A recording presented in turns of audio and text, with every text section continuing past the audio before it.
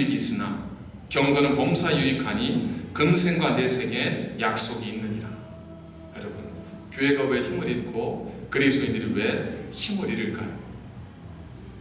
왜 교회가 능력을 발휘하지 못하고 그리스도인들이 연약한 채로 그렇게 살아갈까요? 우리 육체의 건강과 영혼의 건강을 성경에서 구분하지 않습니다.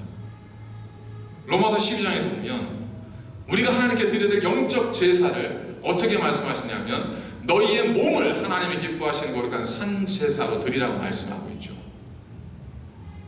우리의 몸이 드려지는 제사가 영적 제사가 되는 거예요. 그러니까 영적 건강은 육체의 건강과 다르지 않습니다. 건강한 분들을 보십시오. 건강해서 감기도 잘 안 걸리고 건강해서 아프지도 않는 그런 분들 한번 잘 살펴보시면 그런 분들은 어떻게 사시던가요? 그런 분들은 몸을 가만히 두질 않습니다. 몸을 편안하게 두질 않습니다. 몸을 좀 힘들게 하죠. 그러니까 괴롭히는 것이 아니라 몸을 귀찮게 해요. 힘들게 합니다.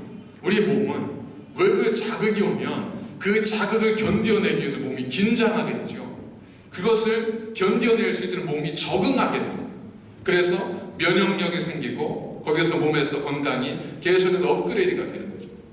그런데 좀 더 자자, 좀 더 눕자, 좀 더 졸자, 편안한 것만 추구하고 쉬는 것만 추구하면 쉼이 우리에게 건강을 줄 것 같지만 그냥 누워있는 쉼은 절대 우리의 건강을 주지 않습니다. 몸을 괴롭혀야 우리 몸이 건강해지는 것처럼 우리 영적인 생활도 마찬가지로 몸을 괴롭혀야 영적인 삶을 괴롭혀야 우리 영적인 삶이 건강해질 수 있다는 거예요. 예배는 멀리하고 기도는 식기도 위주로 하고 말씀은 거의 먹어도 타고 구제는 남일처럼 여기고 이런 은혜로운 삶을 살아서는 결국 우리의 영적인 삶이 건강해질 수 없다는 겁니다. 거기에는 건강이 없어요. 균형이 깨어졌는데 어떻게 건강이 있을 수 있겠어요? 균형이 깨어졌는데 어떻게 행복이 있을 수 있겠어요? 그런 교회는, 그런 성도는, 그런 가정은 안타깝지만 늘 약함과 부족함 때문에 원망하며 불평할 수밖에 없다는 겁니다. 그러다 보니까 우리는 이 시대 속에서 자꾸 권위가 상실되어지는 것, 그걸 안타까워합니다. 교회의 권위가 무너졌어요. 부모의 권위가 무너졌습니다. 스승의 권위가 무너졌습니다. 여러분, 권위와 권위주의는 좀 구분될 필요가 있습니다.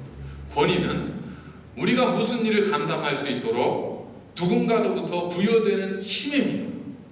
예를 들어서 여러분들께서 혹은 교회가 저에게 하나님의 거룩한 성직을 감당할 수 있고 성만찬을 집례할 수 있는 권위를 부여해 주신 거예요.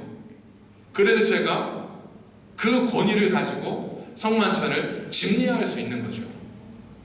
그러니까 그 권위에 대한 부여됨이 없으면 저는 아무것도 할 수 없습니다.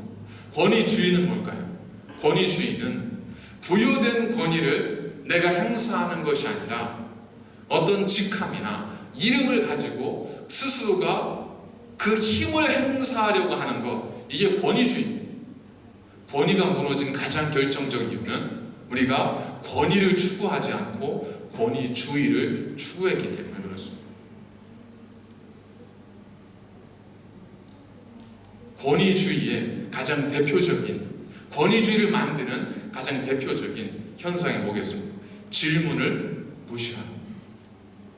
누가 손들고 질문하고 어떻게 인생도 얼마 살지도 않은 분이 저렇게 내가 말하는데 어른이 얘기하는데 이렇게 이야기하시잖아요.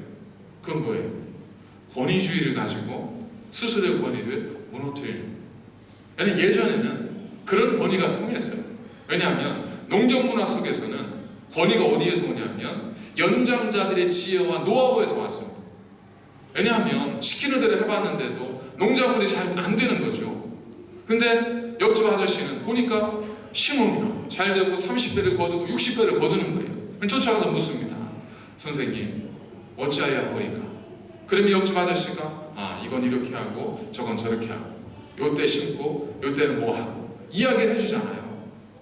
그렇게 심었더니 되잖아요. 그러니까 그분의 말에 권위가 생기는 거죠. 근데 시대가 바뀌었지 않습니까? 이제는 경험이 필요해요? 필요하기도 하지만 그 경험을 꼭 오래된 그 나이 드신 분들의 입을 통해서만 듣는 시대가 아니에요. 인터넷 들어가면 수없이 많은 노하우들이 쏟아져 나옵니다. 내가 필요한 것들은 거기서 얻어버릴 수가 있어요. 그러니까 굳이 연장자의 어떤 힘이 필요하지 않은 거예요. 그러다 보니까 그런 예전의 권위를 인정하지 않죠. 그러다 보니까 서운하죠. 서운하니까 더 말로써 야 네가 그러면 돼 이러지 않습니까? 그러다 보면 그게 어떻게 비쳐요? 사람들에게는 권위주의로 비치는 거죠.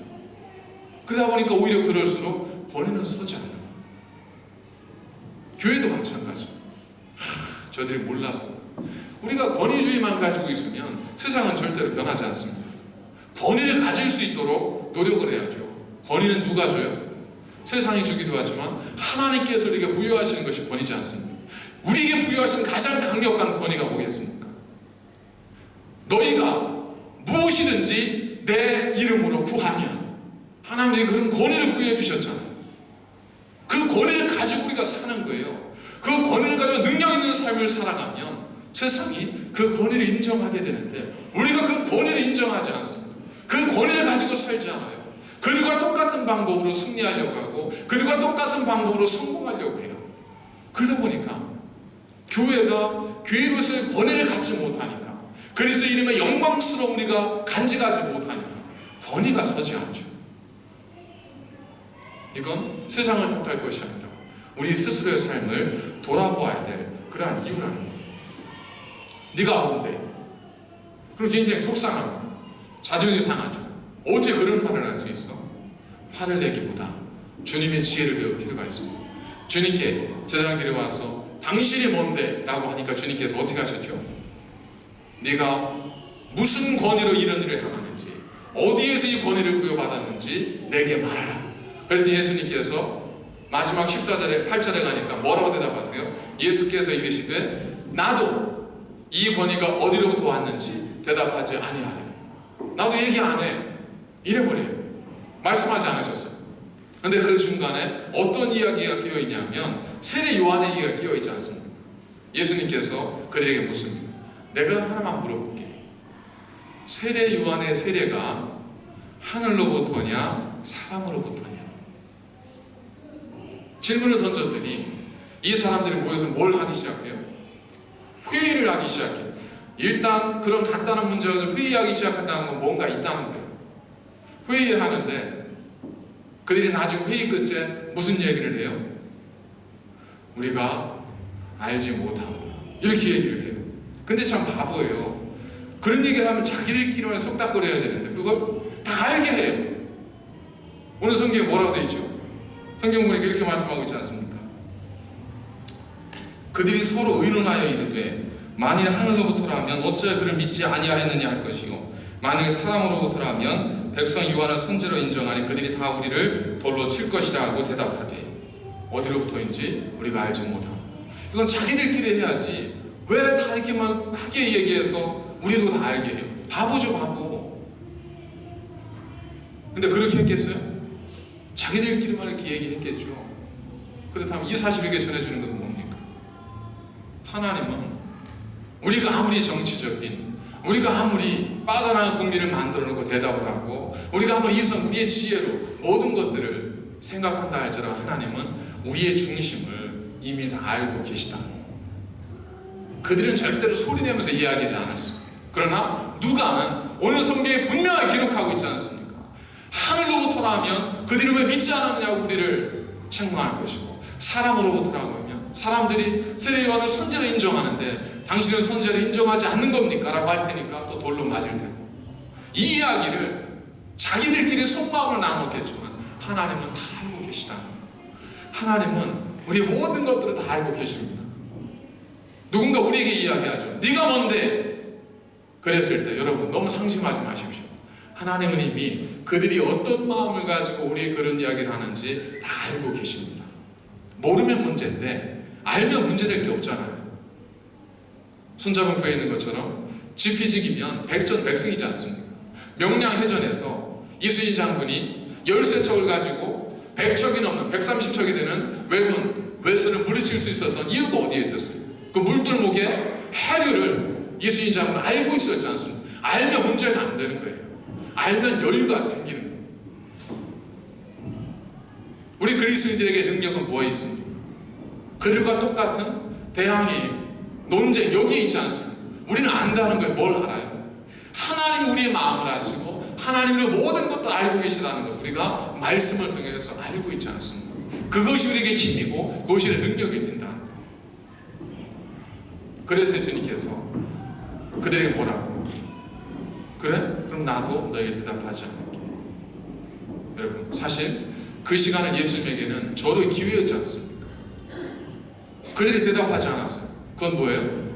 그들의 약점이에요. 약점이지 않습니까? 예수님께서 만일 너희들 왜 대답을 못하냐? 혹시 세례 요한이 선지자라는 것을 인정하지 않는 것 아니야? 이렇게 약점을 물고 늘어지면 어떻게 돼요? 그들은 곤란하죠. 근데 우리는 그러잖아. 네가 뭔데 그래? 우리는 뭐라 그래요? 잠깐만. 그리고 우리도 그들의 말 속에 있는 어떤 약점을 찾아서 공격하려고 합니다. 예수 믿으세요? 요즘 교회 보니까 저게 교회가 싶네요. 뭐 이런 얘기를 하면 잠깐만 하면서 그 이제 설명하고 싶어 하잖아요. 사실은 그게 아닌데 이런 모습도 있는데 저렇게도 한데 하면서 설명하면서 그 사람을 설득하고 그 사람을 이렇게 변화시키고 싶어하는 그런 유혹이 들지 않습니까? 누가 나를 향해서 당신이 뭔데 그러면 잠깐만요, 저랑 얘기 좀 하시죠. 이러면서 우리가 뭔가 설명하고 싶은 유혹이 굉장히 들잖아요. 억울함을 빨리 풀고 싶은 마음이 들잖아요. 그때 예수님께서 우리에게 이런 지혜를 보여주시는 거예요. 주님께서 그래? 그럼 나도 말하지 않을게. 저는 그들의 약점을 공격하지 않습니다. 왜 그래요? 이미 그들의 마음을 알고 계시기 때문에 그렇습니다. 우리도 그들이 왜 그렇게 말하는지를 알고 있으면 우리도 그것에 공격적으로 반응할 필요가 없습니다. 왜 그래요? 그들에게 복음이 없어서 그렇잖아요. 왜 그리스도의 복음이 없어서 그러지 않습니까? 그건 우리가 이해해줘야지 공격할 대상이 아니에요. 상처받아서 그런 거 아니에요. 그런 상처를 품어주면 되는 거예요. 요즘 교회가 왜 그래? 그랬으면 제가 봐도 참 부족함이 있네요. 죄송합니다. 제가 더 열심히 말씀대로 살겠습니다. 제가 더 순종의 삶을 살겠습니다. 너 그렇게 봐주세요. 그럼 무슨 말을 하겠어요? 거기에다 대고 왜 이러니? 잠깐만 하고 들어가면 여러분, 논쟁을 사람 바꿀 수 있어요? 논쟁을 통해서 사람을 절대 못 바꿉니다. 논쟁에서 이겼다 할지라도 지는 사람은 절대 자기 마음 바꾸지 않습니다. 우린 이미 그것을 유치원에 다 배웠습니다. 길을 가는 사람이 있습니다. 옷을 벗기려고 해요. 누가? 태양과 바람. 누가 이겨요? 태양이 이기죠. 바람은 힘으로 벗기려고 했는데 안 돼요. 태양은 덥게 만들고 자기 몸에 열이 나게 하니까 그냥 스스로 벗지 않습니다. 사람을 변화시키는 것은 힘이 아니에요. 사람을 변화시키는 것은 우리의 노력이나 혹은 우리의 힘에 있지 않습니다. 하나님의 나라는 말에 있는 것이 아니라 능력이 있는 것. 우리는 하나님의 능력을 추구하는 사람들이에요. 그렇기 때문에 우리의 경건의 훈련이 필요합니다.